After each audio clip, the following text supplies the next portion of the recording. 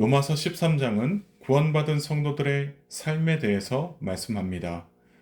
그래서 먼저 1절부터 7절까지의 말씀을 보시겠는데요.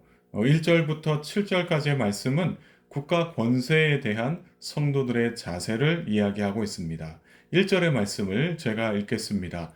각 사람은 위에 있는 권세들에게 복종하라. 권세는 하나님으로부터 나지 않음이 없나니 모든 권세는 다 하나님께서 정하신 바라. 이 바울은 세상의 지도자들에게 복종해야 한다고 말합니다. 왜냐하면 세상 지도자들도 하나님께로부터 권세를 부여받았기 때문입니다. 이 세상에 있는 모든 권세가 다 하나님께 속해 있다라는 말씀이죠.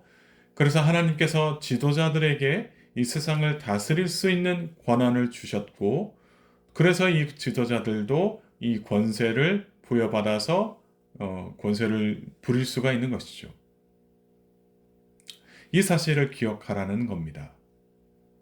그래서 이 믿음의 성도들은 하나님께 권세를 위임받은 권세자들의 말을 따라야 할 의무가 있다라고 이야기를 합니다. 하지만 이 세상 지도자들의 권세를 그냥 부정하고 저항하는 자들도 있는 것 같습니다. 그렇게 하는 것은 마치 하나님의 명령을 거스르는 것과도 같다고 말씀합니다. 2절의 말씀을 제가 읽겠습니다. 그러므로 권세를 거스르는 자는 하나님의 명을 거스름이니 거스르는 자들은 심판을 자취하리라. 이 여기서 거스르다라고 하는 말은 헬라어로 안티타소입니다. 이 말은 반대하다, 저항하다라는 말로도 사용이 됩니다. 그래서 권세를 거스르는 자라는 뜻은 국가의 권위에 저항하는 사람을 이야기합니다. 그런데 질서를 유지하고 정의를 세우기 위해 존재하는 이 국가의 권위에 대해 반대하거나 저항하는 행위가 마치 하나님의 명령을 따르지 않는 것과도 같다라고 바울이 이야기하고 있습니다. 물론 이 권세의 자리에 있으면서 불의를 저지르고 악을 행하는 그런 지도자들도 있습니다. 그래서 나라를 혼란스럽게 만들죠. 그런 상황에서는 우리가 그들의 악행에 대해 묵인할 수는 없습니다. 하지만 이 국가가 질서를 바로 잡기 위해서 애를 쓰고 있고 노력하는데도 불구하고 이를 따르지 않고 저항하는 것, 그것은 하나님이 기뻐하시는 그런 일은 아니라는 것입니다. 그래서 우리는 늘 이 국가를 위해서, 지도자들을 위해서 깨어서 기도해야 합니다. 잘못된 방향으로 나라를 이끌지 않도록 올바른 정의를 행하면서 나라를 잘 다스릴 수 있도록 우리가 깨어서 기도해야 합니다. 하나님께서는 세상의 권세를 거스르는 자에 대해서 이야기하는데, 이것은 하나님의 명령을 거스르는 것과 같아서 심판을 스스로 취하는 그런 행동이다. 그런 삶이다라고 말씀을 합니다. 그리고 나서 3절의 말씀에 이렇게 기록되어 있습니다. 다스리는 자들은 선한 일에 대하여 두려움이 되지 않고 악한 일에 대하여 되나니 내가 권세를 두려워하지 아니하려느냐? 선을 행하라. 그리하면 그에게 칭찬을 받으리라. 특별히 하나님께로부터 권세를 받은 자 중에 이 다스리는 자가 있는데, 여기서 말하는 다스리는 자들은 관원을 이야기합니다. 이 관원에게도 권세가 있다는 거죠. 그리고 그래서 우리가 생활 속에서도 관원의 말을 잘 따라야 하고, 또 특별히 그들 앞에서 악하게 행동하지 말아야 합니다. 사도 바울은 이 하나님이 주신 좋은 성품으로 관원에게 선을 행하여 그것으로 말미암아 하나님께는 기쁨이 되고 관원에게 칭찬을 받는 그런 삶을 살라라고 말씀을 하십니다. 여러분, 하나님이 이렇게 권세자들을 세우신 목적이 무엇일까요? 그것은 세상에 하나님의 선하신 뜻을 나타내기 위함입니다. 권세자들을 통해서 질서를 만들고 또 정의를 실천하기 위해서 하나님께서 이들을 세우셨다는 거죠. 또한 이 권세자들이 악한 일을 행하고 있다라고 한다면 그들이 하나님의 진노를 세상에 나타내는 일이라고도 말씀을 합니다.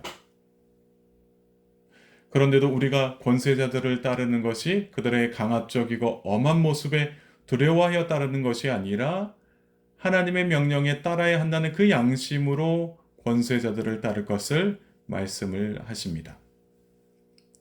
이어서 6절과 7절에서는 납세에 대한 의무를 잘 실천하라고 말씀하십니다. 납세를 잘한다는 것은 국가의 권위를 인정하고 따르는 것을 의미한다는 거죠. 따라서 바울은 우리가 믿음의 성도라면 국가에 충성하는 마음으로 납세의 의무도 감당하라고 말씀합니다.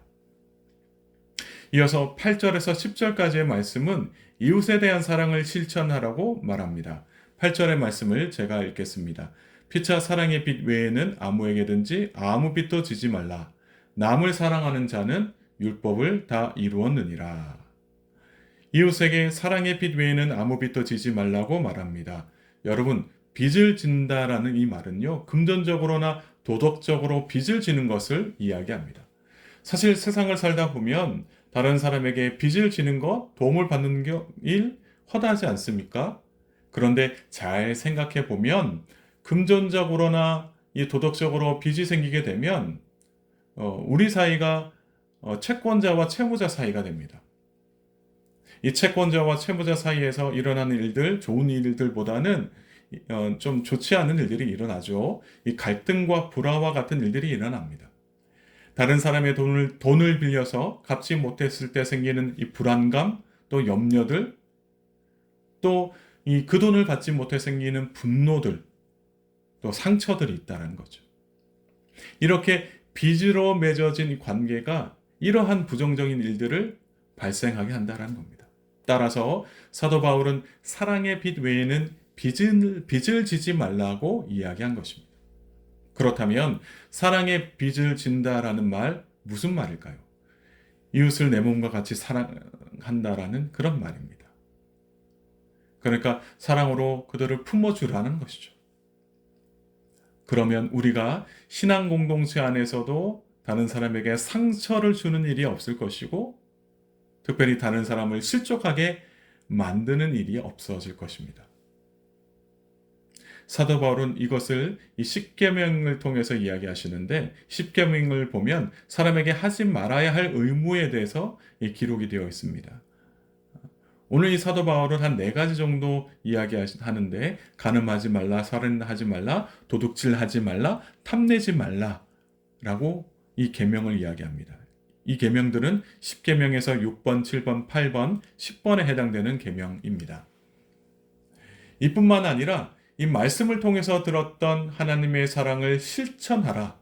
그러니까 하지 말아야 할 계명도 이야기하고 또 우리가 해야 할 일들, 특별히 하나님의 사랑을 이웃들에게 실천하는 그런 일들을 하라라고도 이야기하고 있습니다. 그래서 하나님의 사랑을 이웃에게 실천함으로 인해서 다른 사람에게 상처를 주거나 실족하게 만드는 그런 악한 일을 하지 말라라는 것이죠. 이렇게 우리가 사랑을 실천할 때에 우리의 사랑은 율법의 완성이 된다라고도 이야기합니다. 이 율법의 완성이라고 이야기하는 말은 율법을 넘치도록 가득 채우는 것을 이야기합니다. 특별히 하나님을 사랑하고 그 사랑을 이웃들에게 실천하는 그 성도들에게 나타나는 현상입니다. 우리도 하나님을 사랑하고 그 사랑을 이웃들에게 실천할 줄 아는 믿음의 사람들이 되기를 소망합니다. 그래서 우리의 이웃들이 우리를 통하여 하나님의 사랑을 넘치도록 경험하고 또 하나님의 사랑의 깊이와 넓이를 깨닫고 하나님께로 나오는 그러한 은혜가 있기를 소망합니다. 또 마지막 11절에서 14절의 말씀은 종말을 맞이하는 성도들이 어떻게 살아야 하는지를 말합니다. 11절의 말씀도 제가 읽겠습니다. 또한 너희가 이 시기를 알거니와 자다가 깰 때가 벌써 되었으니 이는 이제 우리의 구원이 처음 믿을 때보다 가까웠음이라. 바울은 너희가 이 시기를 안다라고 말합니다. 여기서 말하는 이 시기라는 것은 종말을 의미합니다. 이 성도의 삶은 이제 곧 오실 예수님을 기다리면서 그때를 준비하는 삶이 되어야 합니다. 마치 슬기로운 5 처녀들이 언제 올지도 모르는 신랑을 맞이하기 위해서 기름을 충분히 준비했던 것처럼 성도들도 주님이 오실 그날까지 영적으로 깨어서 주님을 맞이해야 한다라는 것이죠. 그래서 우리는 어둠의 일을 벗어버리고 빛의 갑옷을 입어야 하는 것입니다. 어둠의 일을 벗는다는 것이 무엇을 이야기합니까? 죄악된 생활 습관에서 벗어나는 것을 이야기합니다. 빛의 갑옷을 입는다는 것은 성결한 생활 습관을 가지고 산다는 것을 이야기합니다. 그래서 성도는 이 어둠의 일, 즉 방탕함, 술 취함, 음란함, 호색, 다툼, 시기와 같은 잘못된 생활 습관을 버리고 빛의 갑옷, 성결한 생활 습관을 입고 살아야 하는데, 즉 주 예수 그리스도로 옷을 입고 살아야 합니다. 주 예수 그리스도로 옷을 입고 산다는 것은 예수 그리스도와 연합한 삶을 이야기합니다.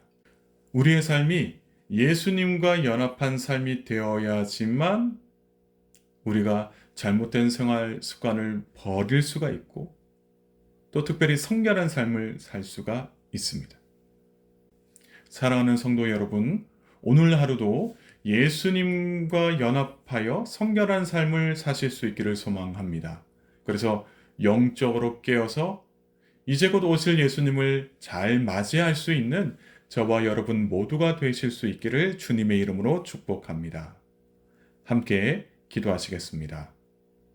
하나님, 오늘도 저희에게 은혜를 베풀어 주셔서 특별히 주의 전에 나와 예배 드리게 하시니 감사를 드립니다.